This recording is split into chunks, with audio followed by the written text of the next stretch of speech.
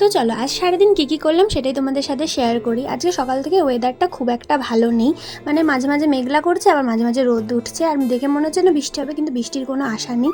তো তারপরে আমি চা খেয়ে বিছানা তুলে চলে এসেছি জামা কাপড়গুলো গোছাতে। অনেকগুলো জামা কাপড় ছিল তাই অনেকক্ষণ টাইম লেগেছে গোছাতে। তো জামা কাপড় গুছিয়ে আমি একটা মাথায় হেয়ার প্যাক মাখছিলাম, মানে এটা প্যাক ঠিক নয়, একটু পেঁয়াজের রস আর নারকেল তেল মিশিয়ে মাখছিলাম। এটা মাখলে না চুলে নাকি খুব ভালো গ্রোথ হয় শুনেছি, তো আমি মাঝে মাঝে এটা মাখি, তো ওইটাই রেডি করে চুলের মধ্যে মেখে নিচ্ছিলাম।